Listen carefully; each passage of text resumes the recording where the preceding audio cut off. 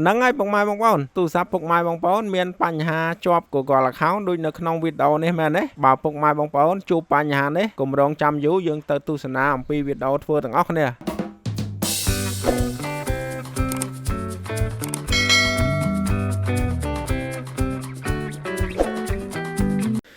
ជំរាបសួរពុកម៉ែបងប្អូនថ្ងៃនេះខ្ញុំមាន Sony Xperia 5 មួយគ្រឿងដែលវាមានបញ្ហាជាប់ Google account ហើយសម្រាប់ការដោះ Google account សេរីពួក Sony នេះដែរពុកម៉ែបងប្អូនគឺវាងាយស្រួលក្នុងការដោះទេឥឡូវកុំឲ្យរងចាំយូរទៅទស្សនាអំពីវីដេអូរបៀបធ្វើទាំងអស់គ្នាមុននឹងចូលទស្សនាពុកម៉ែបងប្អូនកុំភ្លេចជួយចុច Subscribe Channel មួយផង Follow Page Like Share ដើម្បីជួបគ្នានៅវីដេអូក្រោយទៀតហ្នឹងហើយពុកម៉ែបងប្អូននេះឥឡូវវាជាប់ Google account ហើយយើងទៅមើលអំពីរបៀបដោះទាំងអស់គ្នាហើយសម្រាប់ការដោះ Sony ម្ដាយនេះណាគឺងាយស្រួលទេពុកម៉ែបងប្អូនយើងធ្វើការថយក្រោយអស់មកយើងធ្វើការថយអស់មកគឺយើងយកកន្លែងនេះយើងយកកន្លែងនេះទៀតយើងយកកន្លែងនេះយើងយកកន្លែងនេះយើងចុចកន្លែងនេះទៀតពុកម៉ែបងប្អូននេះហើយយើងយកត្រង់នេះណាហើយយើងយកត្រង់នឹងទៀតមកបន្ទាប់មកគឺវាចាញ់ចាយើងអត់ចុចមកប៉ឹកអញ្ចឹងហ្នឹងពុកម៉ែបងកន្លែងហ្នឹងយើងចុចយើងចូលអញ្ចឹងសិនមកនេះយើងចូលមកយើងចុចកន្លែងនេះជាប់ណាចុចឲ្យជាប់មកគឺវាលោតចេញបែបនេះបន្ទាប់មកគឺយើងយកត្រង់នេះហើយបន្ទាប់មកគឺយើងយក search ហើយពុកម៉ែបងប្អូនវាយពាក្យ setting ណាពុកម៉ែបងប្អូនវាយពាក្យ setting មកហើយពុកម៉ែបងប្អូនអោសចុះមកក្រោមដើម្បីរកពាក្យ setting នេះ setting ពុកម៉ែបងប្អូនជួយរកមើលទៅក្នុងនេះពុកម៉ែបងប្អូន setting យើងចុច setting នេះហើយគឺយើងយក open setting នេះពេលដែលយើង open setting ហើយយើងចូលរកកន្លែង app វិញពុកម៉ែបងប្អូននេះណានេះកន្លែង app វិញពុកម៉ែបងប្អូនរកមើលមកសម្រាប់ model Sony អីវាប្លែកជាងគេបន្តិចពុកម៉ែបងប្អូននេះពុកម៉ែបងប្អូនណាចូលកន្លែងហ្នឹងមកពុកម៉ែបងប្អូនសូ app មកពុកម៉ែបងប្អូននេះសូមកដើម្បីឲ្យវាចេញ app កាន់តែច្រើនហើយអ្វីដែលយើងត្រូវធ្វើគឺពីរពុកម៉ែបងប្អូននេះគឺយើងធ្វើការ forget ណាកន្លែងហ្នឹងណាយើង forget ហើយយើងថយវិញយើងចូលទៅក្នុង Play Store ពុកម៉ែបងប្អូនណាយើងអោសទៅ Google Play Service ហ្នឹងពេលដែលយើងរក Google Play Service ឃើញហើយពុកម៉ែបងនេះ Google Play Service យើងចូលមកយើងធ្វើការ enable វាយើងបិទកុំឲ្យវាដំណើរការណាបន្ទាប់មកពុកម៉ែបងប្អូនថយក្រោយអស់ពុកម៉ែបងប្អូនថយឲ្យក្រោយឲ្យទៅដល់កន្លែងចំណុចដែលយើងចូលពីដើមមកវិញពុកម៉ែបងប្អូននេះបន្ទាប់មកគឺយើងចុច Get Start យើងចុចអានេះទៀតយើងចុចអានេះទៀតបន្ទាប់មកយើងធ្វើការរងចាំពុកម៉ែបងប្អូនយើងយកនេះមកឲ្យវាដើរនៅក្នុងនឹងភាសាសិនពុកម៉ែបងប្អូនឲ្យវាដើរនៅ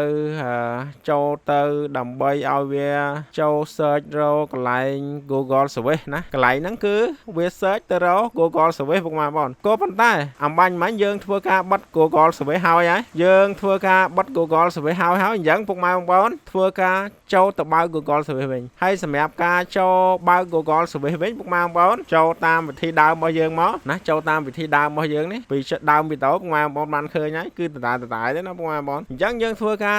វាយ setting បន្តទៅទៀតពេលដែលពុកម៉ែបងប្អូនវាយ setting ហើយពុកម៉ែបងប្អូនវាអត់ចេញនៅខាងលើទេគឺយើងត្រូវ scroll ចូលមកក្រោមមកពាក្យ setting យើងធ្វើការចុចវាយើង open វាមកបន្ទាប់មកពុកម៉ែបងប្អូនចូលទៅកន្លែង app ណាចូលទៅកន្លែង app ហ្នឹងពុកម៉ែបងប្អូនធ្វើការបើក Google Service វិញណាពុកម៉ែបងប្អូនធ្វើការបើកអញ្ចឹងមកពេលដែលយើងបើក Google Service ហើយពុកម៉ែបងប្អូនធ្វើការចុចបន្តទៀតទៅគឺវានឹងដោះបានទេពុកម៉ែបងប្អូនតោះឥឡូវយើងទៅចុចបន្តទៅទៀតយើងចុចអាហ្នឹងមកយើងចុចអាហ្នឹងមកណាពុកម៉ែបងប្អូនអាហ្នឹងវាងាយស្រួលធ្វើដែរទេពុកម៉ែបងប្អូនអូវាចូលអត់បានពុកម៉ែបងប្អូនអញ្ចឹងពុកម៉ែបងប្អូនពេលករណីដែលវាចូលអត់បានអញ្ចឹងពុកម៉ែបងប្អូនត្រូវបិទអ៊ីនធឺណិតអស់ណាឥឡូវយើងអានេះគឺចូលអត់បានទេពុកម៉ែបងប្អូនចូលទៅគឺនៅតែណាឥឡូវ Play Store អាគ្រុកសោនេះវាចេញវិញហើយពុកម៉ែបងប្អូនឥឡូវយើងទៅធ្វើភាសាទេពុកម៉ែបងប្អូនក៏ប៉ុន្តែយើងធ្វើភាសាហ្នឹងគឺយើងត្រូវបិទ Wi-Fi ចោលណានេះគឺបិទ Wi-Fi ហ្នឹងពុកម៉ែបងប្អូនយើងធ្វើការបិទ Wi-Fi សិនព្រោះអីពេលដែលធ្វើ Wi-Fi គឺវាអត់ចូលពុកម៉ែបងប្អូនអញ្ចឹងយើងត្រូវការធ្វើការបិទ Wi-Fi សិនអញ្ចឹងសម្រាប់ពុកម៉ែបងប្អូនប្រើ Wi-Fi ប្រភេទនេះយើងបិទណាបាទសម្រាប់ខ្ញុំគឺខ្ញុំបិទក្នុង Wi-Fi ចោលហ្មងតោះឥឡូវយើងចូលទៅធ្វើម្ដងទៀតផ្លូវដដែលពុកម៉ែបងប្អូនចូលដូចតែមុនអញ្ចឹងចូលមកចុចមកកន្លែងនេះយកកន្លែងនេះចុចកន្លែងនេះជាប់ពុកម៉ែបងប្អូនបន្ទាប់មកចេញកន្លែងនេះថយយើងយក search កន្លែងនេះចូលកន្លែងហ្នឹងមកយក search បន្ទាប់មកគឺយើងវាយ setting ដូចពីដើមអញ្ចឹងពុកម៉ែបងប្អូនវាយ setting ហើយsetting ដូចពីមុនអញ្ចឹងពុកម៉ែបងប្អូនគឺសម្រាប់